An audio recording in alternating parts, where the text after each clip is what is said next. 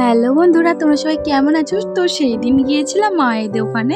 তোমরা তো জানোই যে যুবসাথীর ফর্ম বেরিয়েছে, তো সেই ফর্মটাই ফিল আপ করতে গিয়েছিলাম। তো দেখো, আমার ছেলে তো ওখানে গিয়ে খুবই খুশি হয়েছিল, ওর মামার সাথে খেলছিল।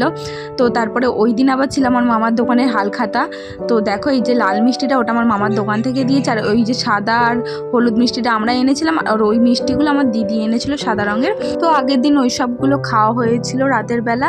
আর দেখো, পরের দিন সকালবেলা উঠে মা একটু বেরিয়েছিল, তো তার জন্য আমি এইদিকে চাটনি বসিয়েছিলাম, আর মাংস হবে তো তার জন্য আলু কেটে ভাজতে দিয়ে দিয়েছি। আর এটা একটা শাকের তরকারি হবে উচ্ছে আলু দিয়ে, তো সেটা মা করবে, আমি করব চিকেনটা।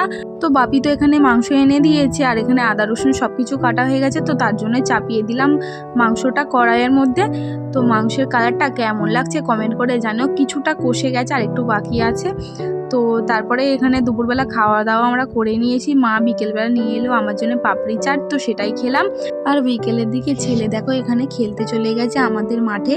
তো তারপরে ঘরে এসে আবার আমরা নিয়ে এলাম ফুচকা, তো সেইগুলো সবাই মিলে বসে খেলাম।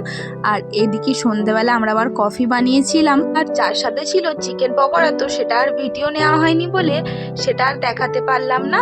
তো পরের দিন বিকেলবেলা দেখো এখানে আমরা বেরিয়ে পড়েছি ঘরে যাওয়ার উদ্দেশ্যে, আর মা ভাই আমাদের ছাড়তে আসছে। আর এইদিকে আমার ছেলে তো একদমই ঘরে যেতে চাইছিল না, কিছুক্ষণ হাঁটছে, আবার কিছুক্ষণ পরে পেছন দিকে দৌড় মারছে। তো এইভাবে জোর করে ওকে কোলে আমরা তুলে নিয়ে এসেছিলাম। তো চলো, ভিডিওটা কেমন লাগলো জানো, টাটা।